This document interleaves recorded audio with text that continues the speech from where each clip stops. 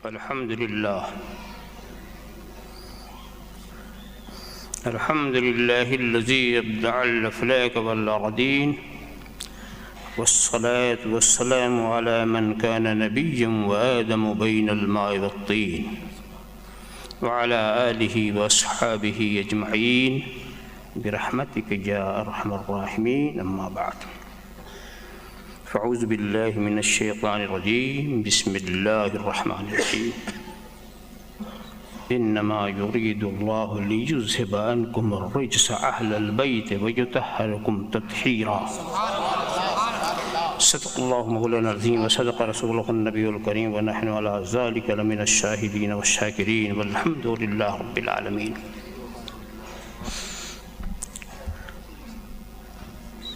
بارك الله لنا ولكم في القرآن العظيم، ونفعنا إياكم بالآيات والذكر الحكيم. إنه تعالى جواد كريم ملك بر رؤوف رحيم. من علينا ربنا إذ بعث محمدا أيده بأيده، أيدنا بأحمد، أرسله مبشرا أرسله ممجدا. صلوا عليه دائما، صلوا عليه سرمدا. اللهم صل على سيدنا مولانا محمد وعلى سيدنا مولانا محمد كما تحب وترضى بأن تصلي عليه.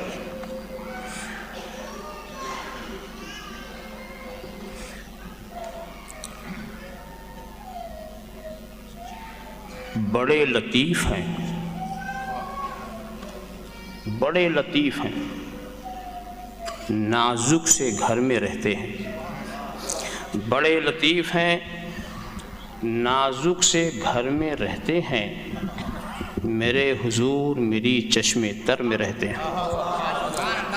میرے حضور میری چشم تر میں رہتے ہیں. ہمارے دل میں، ہمارے جگر میں رہتے ہیں. ہمارے دل میں، ہمارے جگر میں رہتے ہیں. انہی کے گھر ہیں یہ، وہ اپنے گھر میں رہتے ہیں.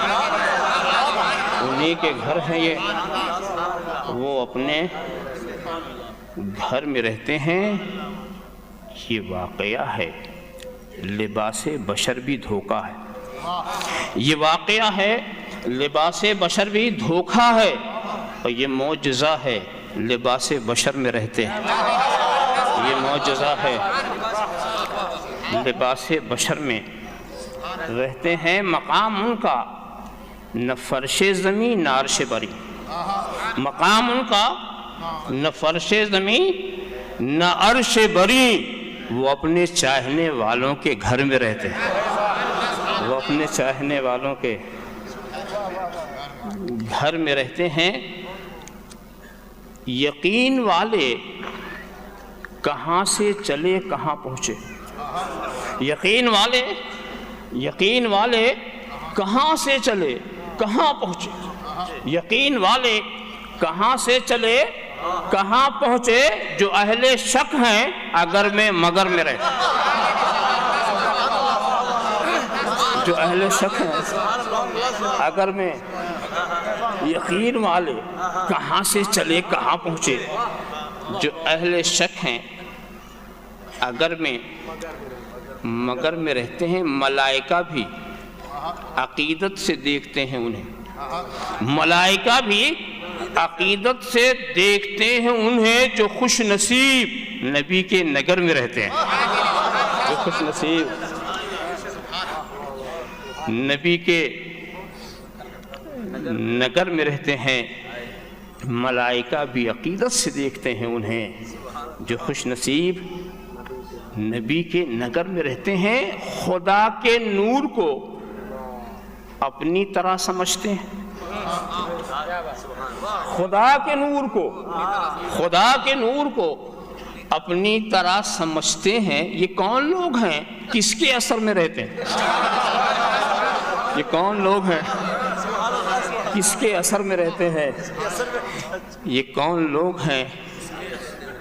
کس کے اثر میں رہتے ہیں؟ رہیں وہ اپنوں سے غافل. ارے معاذ اللہ. رہیں وہ اپنوں سے غافل. رہیں وہ اپنوں سے غافل. ارے معاذ اللہ، خوشا نصیب ہم ان کی نظر میں رہتے ہیں.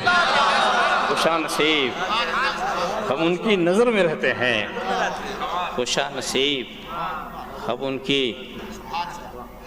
وہ اور ہی تھا جو قوسین پہ نظر آیا. وہ اور ہی تھا، وہ اور ہی تھا، وہ اور ہی تھا جو قوسین پہ نظر آیا. ملک تو اپنی حد بالوں پر میں رہتے ہیں.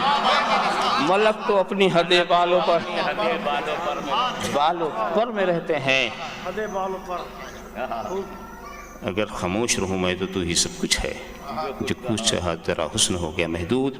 بارگاہ رسالت و آل رسالت میں درود شریف کا نذرانہ عقیدت پیش فرمائیں. اللہم صلی علی سیدنا مولانا محمد وعلی سیدنا مولانا محمد کما تحب و ترضى ان تصلی علیہ. ایک بار اور ہدیہ صلاۃ پیش فرما دیں. صلی اللہ علی النبی الامی وآلہ صلی اللہ تعالی وسلم صلاۃ و سلاما علیک یا رسول اللہ. ایک بار اور نذرانہ درود شریف پیش فرما دیں.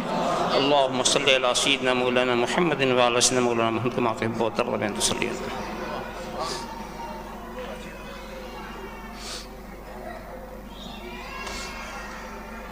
پروگرام کے حساب سے یہ میرے بیٹھنے کا وقت نہیں، اٹھنے کا تھا.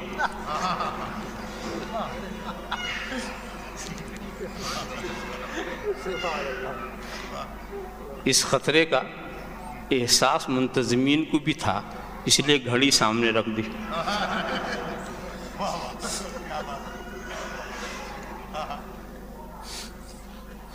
اب وہ زور خطابت تو اپنے میں ہے نہیں جس کا مظاہرہ علامہ شہید رضا صاحب نے کیا. صرف ایک سوال کیا پوری تقریر ہو گئی. ایک ہی سوال کیا اور اس میں پوری تقریر فرما دی. اور بڑی قیمتی باتیں اور بڑی اچھے نکات کی طرف توجہ دلائی. سوچنے کا ایک انداز وہ بھی ہے جو انہوں نے آپ کے سامنے رکھا کہ آپ کے اشتہار میں مخدوم اشرف کب آئے، امام احمد رضا کب آئے، شیخ گجرات کب آئے. وہ صحیح پوری تاریخ الٹ ڈالی. ان کے آنے کا ثبوت نہیں ملے گا، مگر میں ایک دوسری نظر سے دیکھ رہا ہوں کہ سب آئے.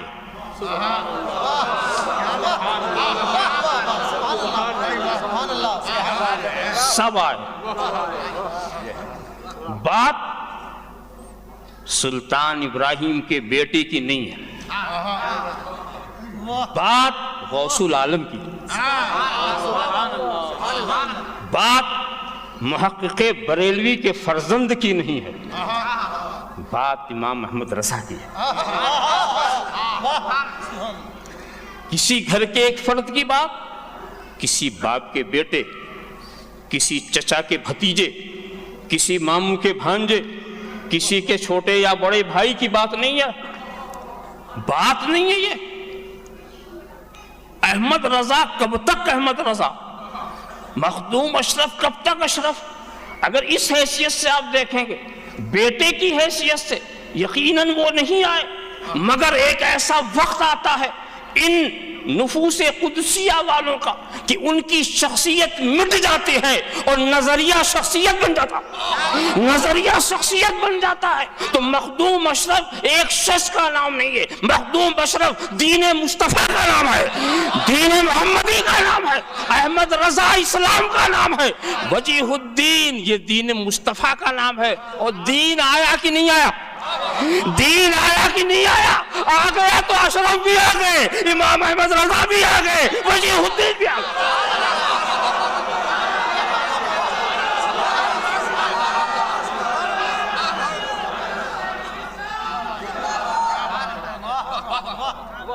دین پر عمل کرتے کرتے انسان عین دین ہو جاتا. جب وہ عین دین ہو جاتا ہے تو اس کا وجود دین کا وجود، اس کی معرفت دین کی معرفت، اس سے محبت دین سے محبت، اس کی چاہت دین کی چاہت، اسی بنیاد پر کہنے والے نے کہہ دیا شاہ اشت حسین، بادشاہ اشت حسین، دین اشت حسین، دین بلا اشت حسین۔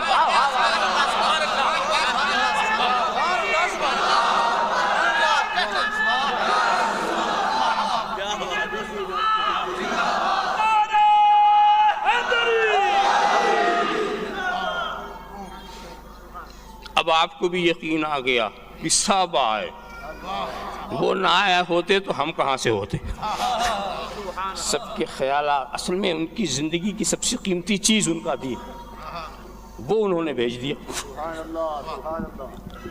وہ انہوں نے بھیج دیا۔ بہرحال آپ خیال کریں، دین اور اہل دین کا بچانا کتنا اہم ہوتا۔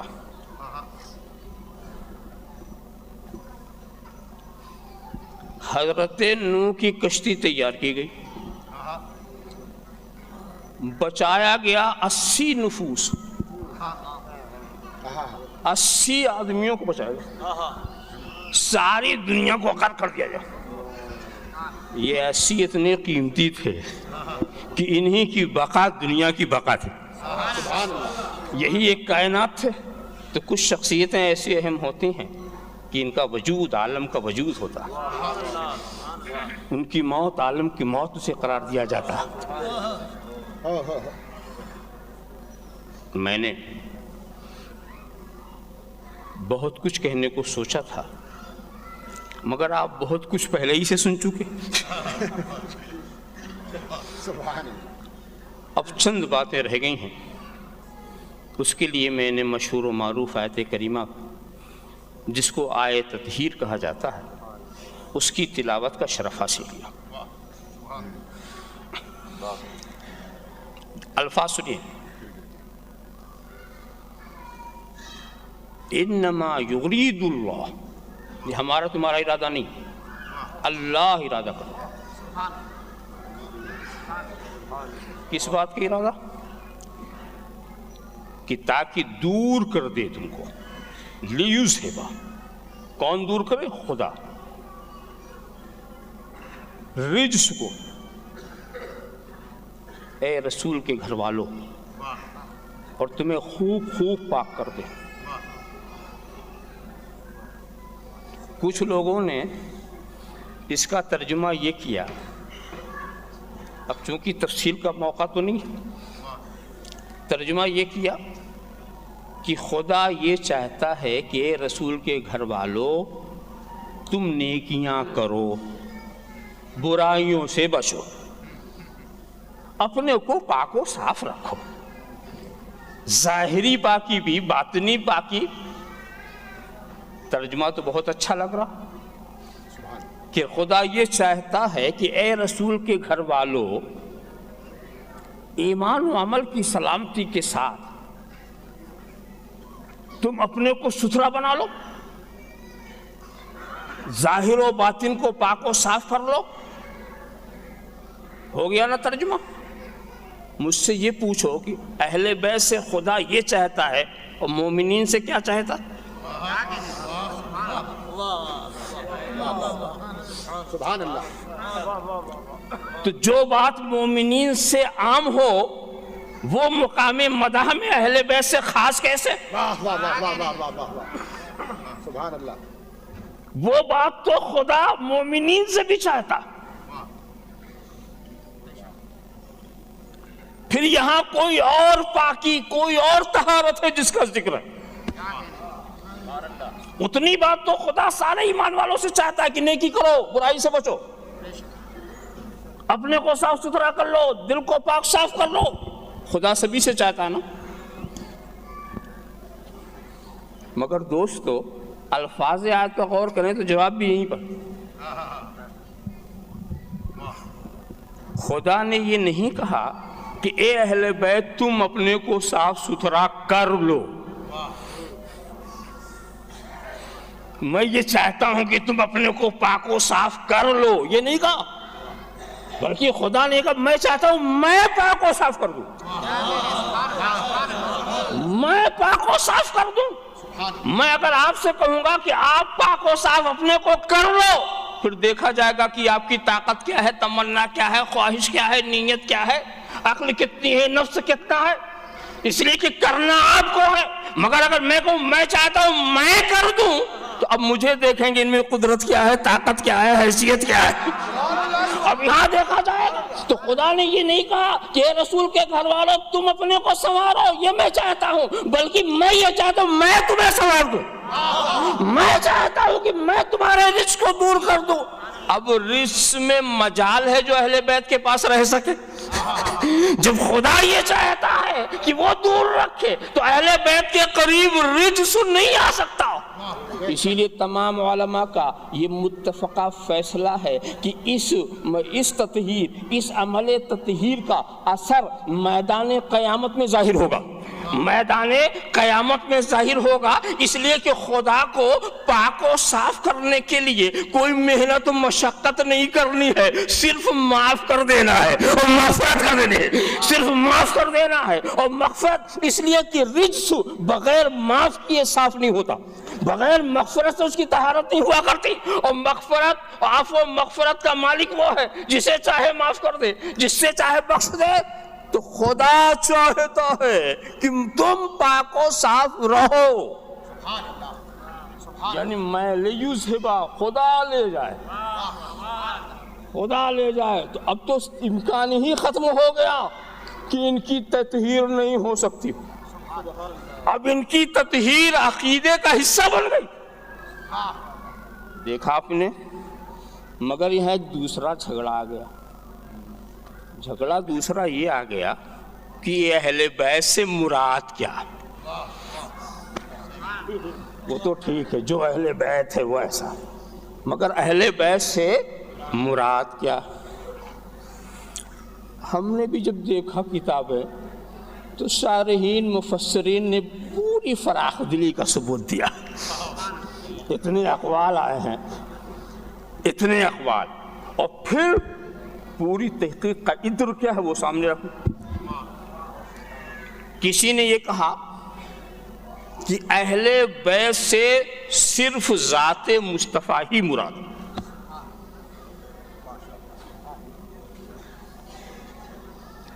صرف ذات مصطفیٰ ہی مراد.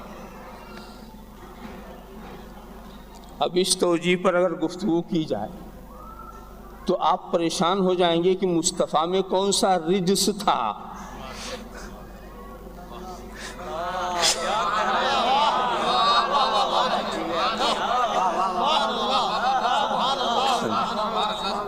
کتنے پریشان آپ ہو جائیں گے.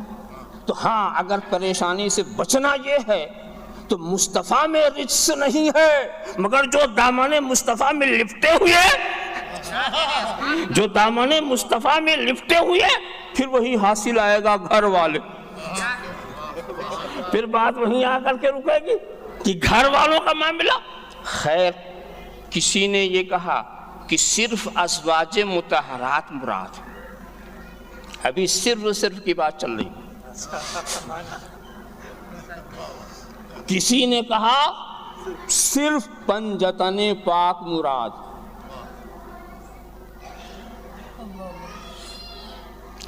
کسی نے کہا سارے بنی ہاشم مراد، جن پر زکوٰۃ حرام وہ سب اہل بیت. اور ارشادات بھی کچھ ایسے ملتے ہیں کہ سرکار نے مختلف جگہ مختلف انداز سے کرم فرمائی. کبھی حضرت عباس ان کی بچیوں کو چادر میں سمیٹا اور کہہ دیا یا رب ھذا عمی وسن و ابی وہؤلاء اہل بیتی.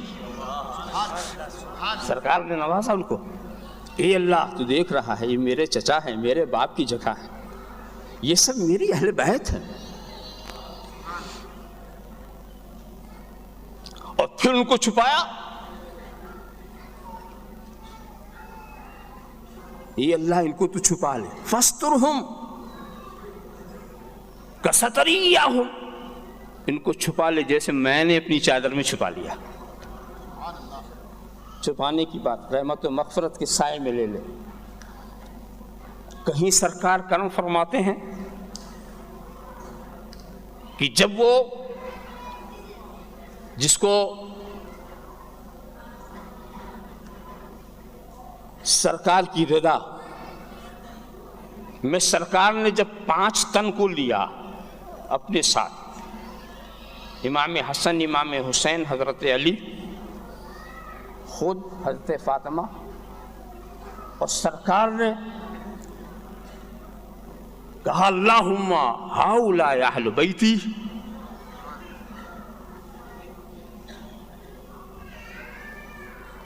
اے اللہ یہ میری اہل بیت، عذب عنہم الرجس وطہرہم تطہیرا، ان سے رزق کو دور فرما دے، ان کو خوب پاک کر دے. وہاں کہیں سرکار سلمان من اہل البیت، سلمان بھی میرے گھر والے ہیں.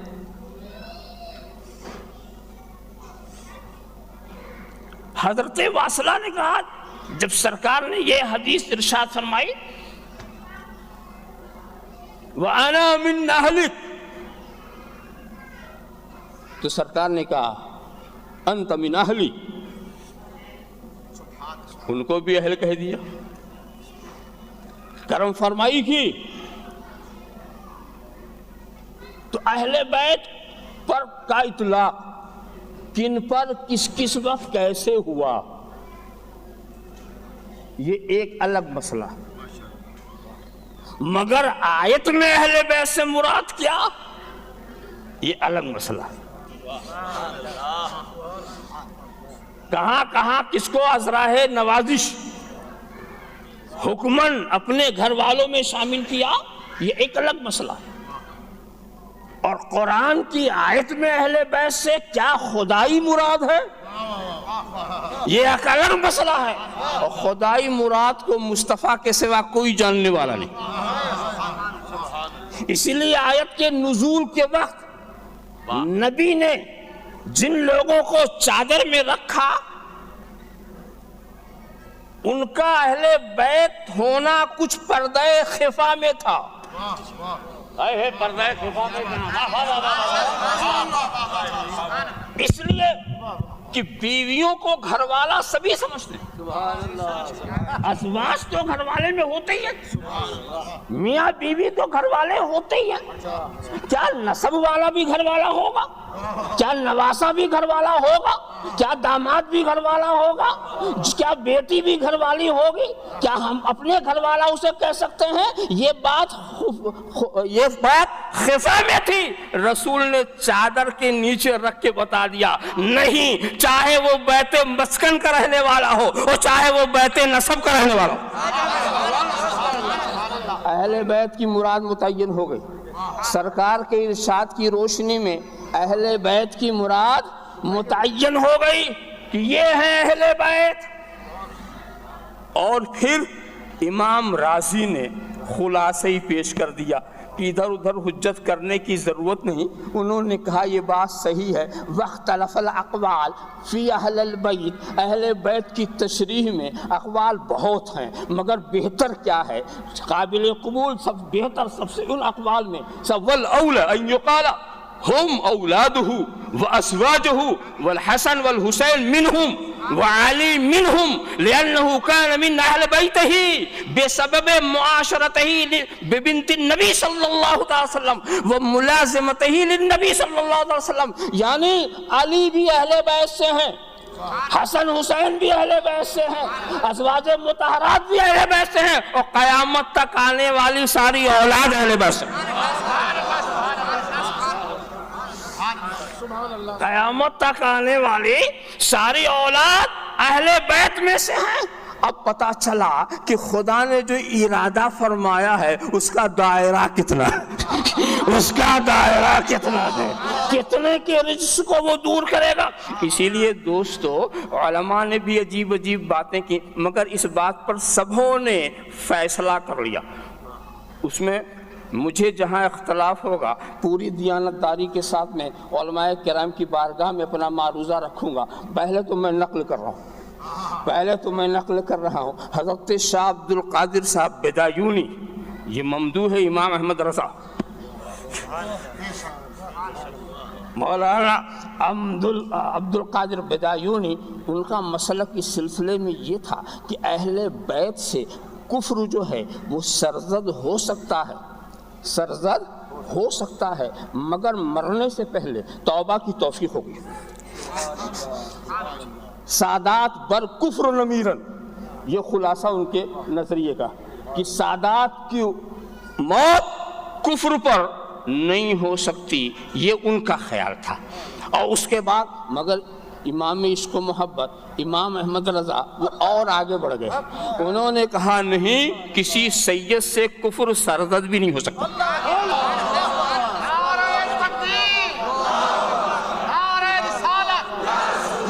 اس لیے کہ اس سے بڑھ کے کوئی رجس ہے ہی نہیں، اس سے بڑھ کر کے کوئی رجس ہے ہی نہیں، اور جب یہ رہے گا تو بخشے جائیں گے۔ اب اس سلسلے میں اب علماء کا اور ایک قول سامنے آیا کہ دیکھو یہاں ان سے گناہ تو ہو سکتا،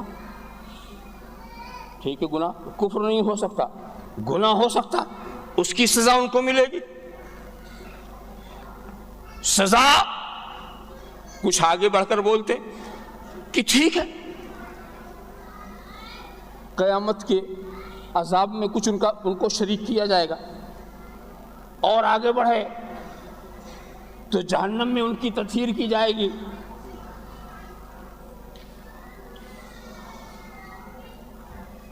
حاصل ان کا یہ ہے کہ آخر میں وہ بہرحال جنتی۔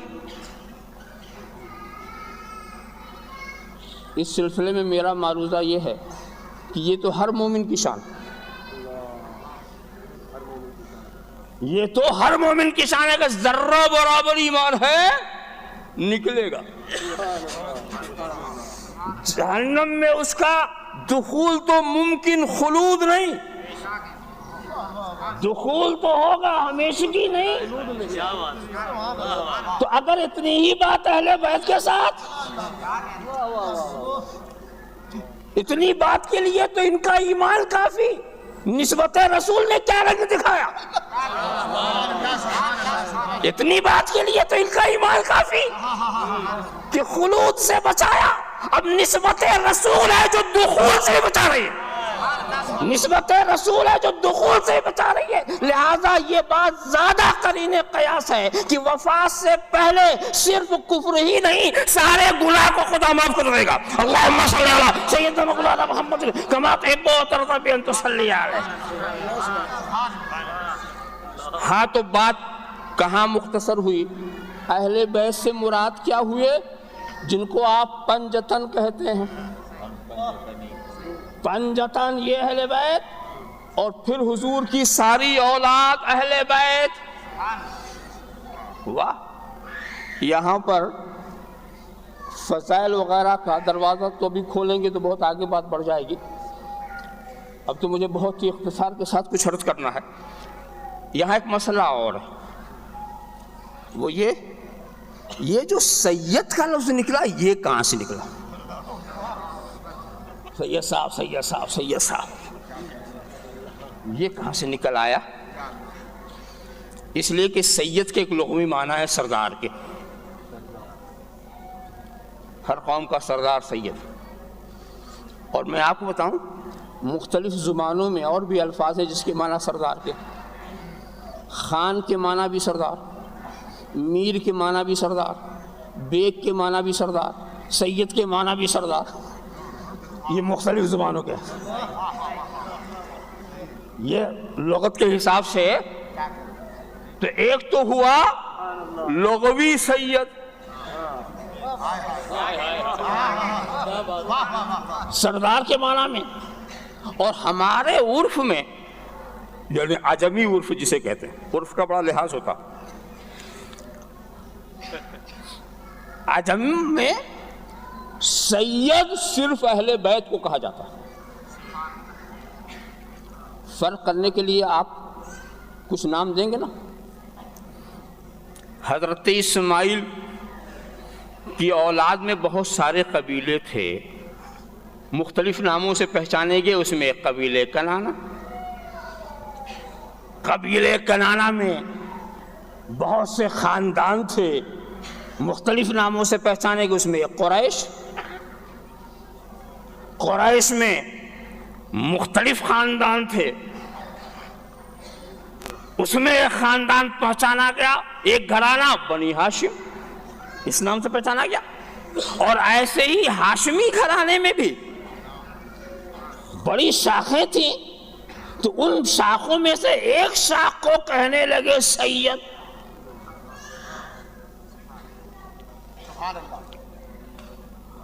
ایک شاخ، اسی ہاشمی خاندان کی ایک شاخ نے اپنے کو کہنا شروع کیا عباسی، اسی ہاشمی خاندان کی ایک شاخ نے اپنے کو کہنا شروع کیا علوی، اور اسی ہاشمی خاندان کا ایک خاندان ماں کی طرف نسبت کر کے بولنا ادب نظر نہیں آیا تو سید۔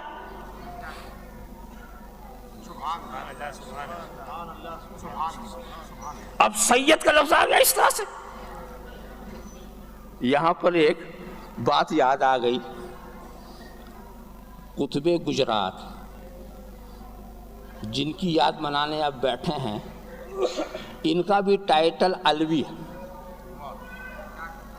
اس سے آپ دھوکہ نہ کھائیے گا کہ یہ سادات سے نہیں، وہ تو عجیب رنگ کی بات ہے، یہ علوی کیسے ہوگا بھی؟ حالانکہ سچی بات تو ہے کہ ہر فاطمی علوی ہوگا، کوئی فاطمی اپنے کو علوی کہے تو مجرم تھوڑی ہے،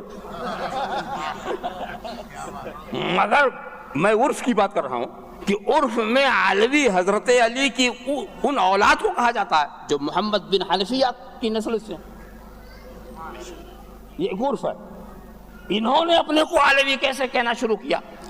ان کا قصہ یہ تھا کہ جس وقت یہ پہنچے یہاں، جو حاکم سلطان اسلام تھا وہ سادات کا بڑا احترام کرتا تھا، اتنا احترام کرتا تھا کہ ان سے کوئی خدمت نہیں دیتا تھا، اور یہ تو علم و کمال کا بحر بے کناں تھے، 11 زبانوں پر ان کے ماہر تھے، ہندوستان کے اندر سب سے پہلے تفسیر قرآن لکھنے والے وہی تھے، عرب و عجم سے لوگ ان پڑھنے آتے تھے، تو مقام تو ان کا اتنا اونچا، تو سوچا یہ جو ہمارے پاس کمال ہے یہ ہمیں کوئی خدمت دے گا نہیں، یہ ہمارے عزت و احترام کر کے باپو بنا کے رکھ دے گا، تو پھر انہوں نے ان سے جب پوچھا کہ آپ کون ہیں، کہا میں علوی ہوں، میں علوی ہوں، دین کی خدمت کے لیے، دین کی خدمت کے لیے اپنی وہ واضح حقیقت کو انہوں نے چھپایا۔ اب بات سچی ہی کہی، بات تو سچی ہی کہی، ورنہ یہ حضرت امام نقی کے خاندان سے ہیں، حسینی سادات میں سے،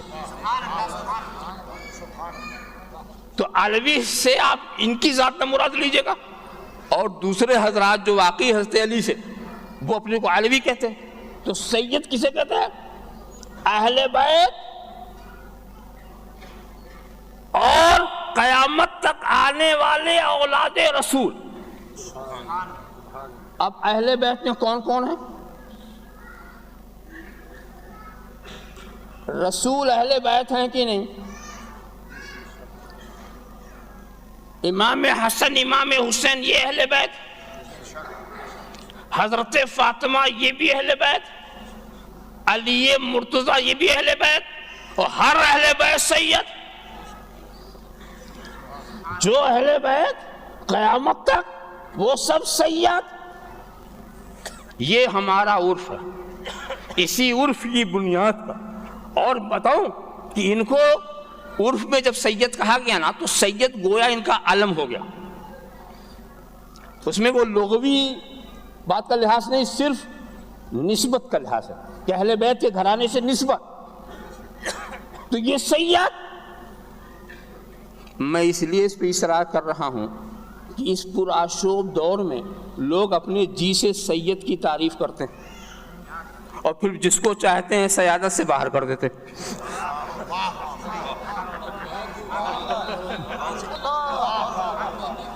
ایک صاحب نے سید کی تعریف کیا کی کہ جو حضرت فاطمہ کی اولاد سے ہو وہ سید. جب یہ تم تعریف کرو گے کہ ان کو موقع مل گیا کہ حضرت علی تو ان کی اولاد سے ہے ہی نہیں تو علی سید نہیں. اور پھر ہمارے ہندوستان میں ایک بلا اور بھی آ گئی. ابھی تو حضرت علی کے تعلق سے ایک مولوی نے تو یہ کہہ دیا کہ خود اللہ کے رسول بھی سید نہیں. اور جب اس مولوی سے پوچھا گیا کیا بات کی تم نے تو کہا دیکھو سید کا بیٹا سید ہوتا. اب دلیل دیکھیے سید کا بیٹا سید ہوتا تو حضرت عبداللہ کہاں سید تھے جو سید یہ. اب اس بیوقوف سے کوئی یہ پوچھے کہ حضرت عبداللہ سید نہیں چلو تمہارے کہنے سے تو اس حساب سے رسول بھی سید نہیں. اور جب رسول سید نہیں تو حضرت فاطمہ بھی سید نہیں. جب باپ ہی سید نہیں تو بیٹی کہاں سے سید. اور جب حضرت فاطمہ سید نہیں تو امام حسن حسین بھی سید نہیں. جب باپ ماں سید نہیں تو بیٹا کہاں سے سید. اور جب امام حسین حسن سید نہیں تو پھر ان کی اولاد بھی سید نہیں. تو دنیا میں کوئی سید ہے بھی کہ نہیں.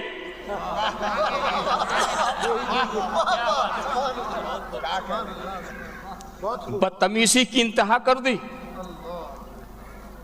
رسول کی سیادت اور کسی اور کے مرہون منت. رسول جو ہے صحیح معنوں میں مخلوقات میں اگر کوئی سید ہے تو صرف وہ محمد الرسول اللہ. حقیقی معنوں میں اگر کوئی سید ہے تو صرف رسول عربی ہے. اور جن کو سیادت ملی ہے وہ ان کی سیادت کا صدقہ.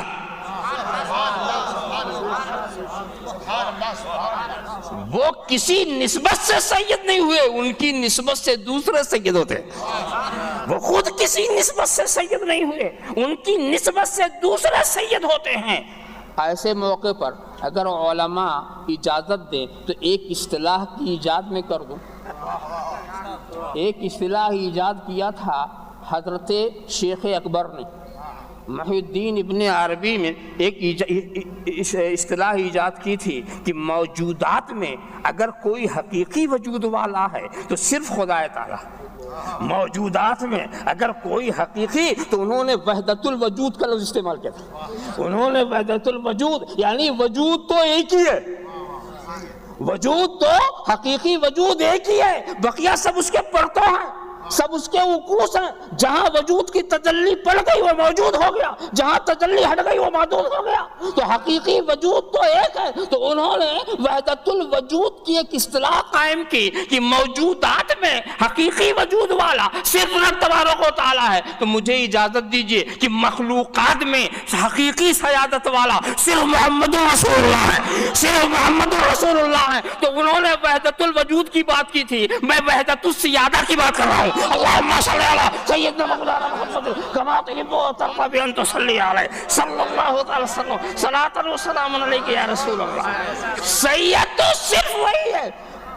جتنے سیادت کے جتنے راستے ہیں سب کے سید وہی ہے. تمام سیدوں کے سید وہی ہے. دیکھو میاں سید کسے کہتا ہوں, میں حقیقی سید کیوں کہتا ہوں. حقیقی سید اس لیے میں کہہ رہا ہوں کہ سید کی جو لغوی تعریف کی گئی ہے الذی یلجأ الیہ فی الشدائد, الذی یفزع الیہ فی الشدائد. سید وہ ہے تکالیف مصیبت میں جس سے فریاد کی جائے, جس کی پناہ ڈھونڈی جائے. تو جس کی پناہ ڈھونڈی جائے وہ سید, جس کی پناہ ڈھونڈی جائے, جس سے فریاد کی جائے وہ سید. اب وہ کوئی بھی ہو, وہ سردار ہوگا اس قوم کا.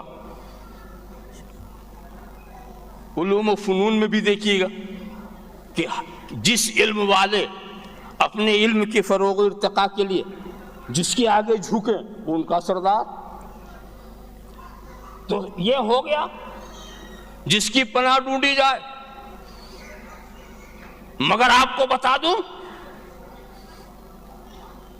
کہ ایک سید وہ ہے مخلوقات کے اندر، بات مخلوقات کے اندر ہو رہی کہ ساری مخلوق اس سے پناہ ڈھونڈے، وہ کسی کی پناہ نہ ڈھونڈے۔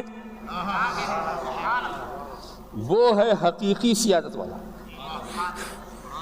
سب اس کی پناہ ڈھونڈے، وہ کسی کی پناہ نہ ڈھونڈے، وہ ہے حقیقی سیادت والا۔ اشارہ کر دوں، ہر دور میں پناہ دینے والوں کی لسٹ لمبی ہے، پناہ دینے والے کی لسٹ لمبی۔ امام اعظم نے تو اپنے انداز میں کہا یا سید السادات جیتو کا قاصدہ ارجو رضا کا واحتمی بہما کا، اے سیدوں کے سید، سیادت کے جتنے رخ ہیں، ذاتی ہو، وصفی ہو، نسبی ہو، جیسے بھی ہو، ساری سیادت کا مرکز ذات رسول۔ انت الذی لما توسل آدم من ذلۃ بک فاز وہو اباک۔ حضرت آدم بھی پناہ ڈھونڈ رہے ہیں۔ ودعاک ایوب لضر مسہ فازیل عنہ الضر حین دعاک،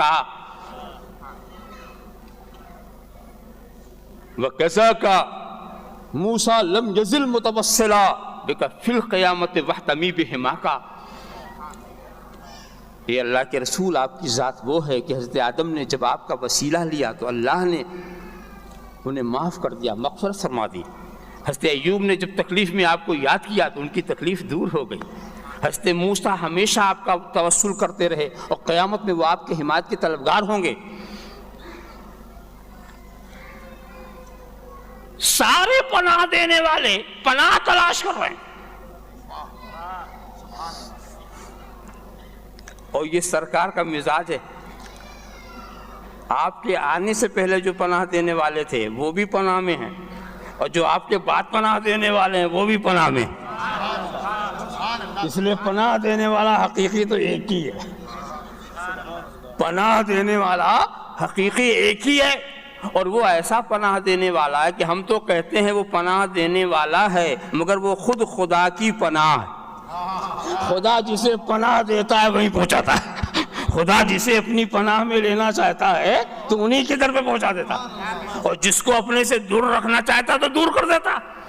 جب تک خدا نے فاروق اعظم کو پناہ دینی نہیں چاہی وہ ادھر ادھر بھٹکتے رہے، اور جب پناہ دینے کی بات آئی تو رسول کے قدموں تک پہنچا دیا، رسول کے دربار تک پہنچا دیا۔ تو پناہ دینے والے سب، سارے انبیاء اپنے اپنے ماننے والوں کو پناہ دے رہے ہیں، اور سارے انبیاء میرے نبی کی پناہ تلاش کر رہے ہیں۔ اور ایسے بعد والوں کی بات میں بتا دوں، سیدنا غوث پاک قادریوں کو پناہ دے رہے ہیں، خواجہ اجمیری چشتیوں کو پناہ دے رہے ہیں، آقائے نقشبند نقشبندیوں کو پناہ دے رہے ہیں، مولائے سہروردیوں کو پناہ دے رہے ہیں، اور میرا رسول ان پناہ دینے والوں کو پناہ دے رہا ہے۔ میرا رسول یہ سیدوں کے سید، یا سید السادات جئتو کا قاصدہ ارجو رضا کا واحتمی بہما کا۔ تو سیادت حقیقی اگر حاصل ہے تو صرف جناب محمد الرسول اللہ صلی اللہ علیہ وسلم، اور پھر انہی کے صدقے میں ان کی اہل بیت اور قیامت تک آنے والی اولاد کو سید کہا، سید کہا گیا۔ تو اب اہل بیت سے مطلب متعین کہ یہ ہے اہل بیت، اور ان کے تعلق سے رب کا یہ فیصلہ ہے انما یرید اللہ لیذھب عنکم الرجس اہل البیت ویطہرکم تطہیرا۔ وآخر دعوانا ان الحمد للہ رب العالمین۔